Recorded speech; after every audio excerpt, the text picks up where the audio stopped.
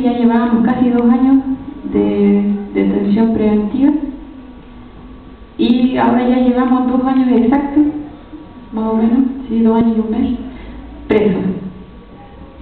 Digo llevamos porque no son ellos nomás, somos nosotros también y sus hijos y sus familias. Eso es más o menos el contexto en el que se dio este supuesto atentado y emboscada. Con respecto a la huelga de hambre, nuestros lamianos hoy día no están en el mejor estado de salud. Están bastante deteriorados, están bastante cansados, pero como lo he dicho varias veces, nuestros lamianos están con la dignidad en alto, con la frente en alto y con la convicción de que ellos están peleando por algo que es justo y que no es por ellos nada más. Esto es una pelea por todos nosotros, porque si se aplica esta ley antiterrorista a ellos 4, como decía Sebastián, se puede aplicar a cualquiera de nosotros el día de mañana, a nosotros, a nuestros hijos, a nuestros nietos, a nuestros vecinos, a nuestros amigos. Y si nosotros nos quedamos en silencio, como hemos hecho hasta el momento, condicionando el apoyo de nuestros lamianos, no vamos a conseguir nada. Le vamos a hacer un flaco favor a nuestro pueblo y le vamos a hacer la prueba gratuita al sistema, al gobierno y a todo con lo que nosotros estamos luchando en contra.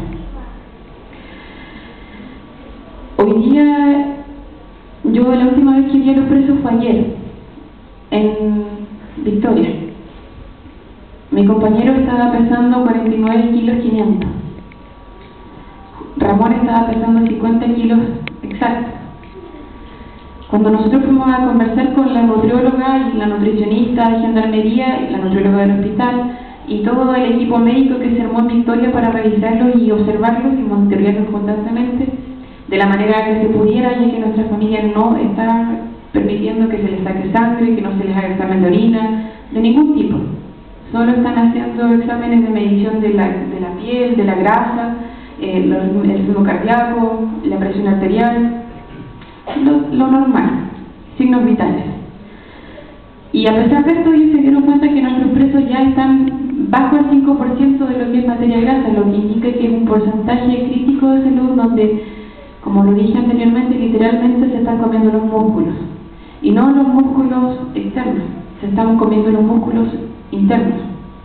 El corazón, los riñones, el hígado, todo su cuerpo está perdiendo fuerza y, si bien decía la nutrióloga, no se van a morir ahora, van a quedar con secuelas permanentes, irreversibles.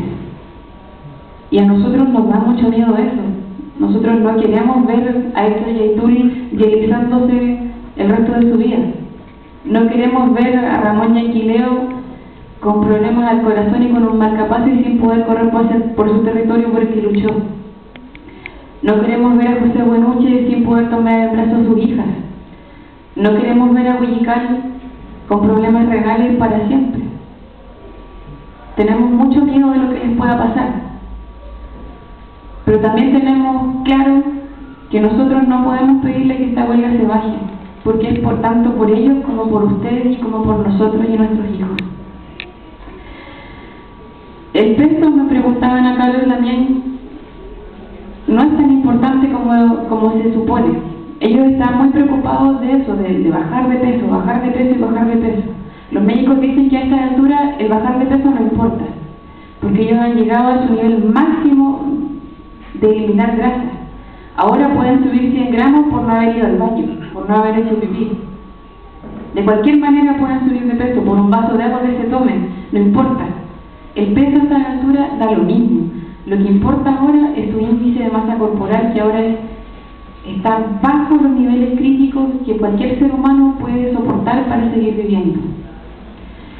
En el caso de Héctor y de Jonathan, ayer ellos entraron en estado crítico. Ellos han bajado mucho de peso. Hace 2 días ellos estaban estables. Pero lo que nosotros supimos a través de nuestro médico de confianza es que él teme por la vida de Héctor Yaitul. Él dice que está incluso peor que Ramón y que José. Yo no sé qué más les podría contar al respecto. O sea, imagínense lo que sería para nosotros como pueblo que se pierdan esta calidad de líderes, esta calidad de luchadores sociales. Si ustedes ven, hoy en día, aquí en hace años, están todos muertos de miedo. Están todos en su casa, tranquilos. Y los presos están muy presos. Pero como dicen ellos, presos o no presos, le dan la pelea igual al gobierno. Los ponen igual en aprieto. Igual están en tela de juicio. Igual están luchando. Y ellos saben que si este juicio se anula o no se anula, ellos van a seguir peleando. Dentro y fuera de la cárcel. Porque ese es su fin. Ese es su propósito en la vida. Eso es lo que los puloncos le dijeron que tenían que hacer, y ellos no pueden renunciar a lo que ellos, para lo que ellos fueron hechos. Con respecto a las demandas de la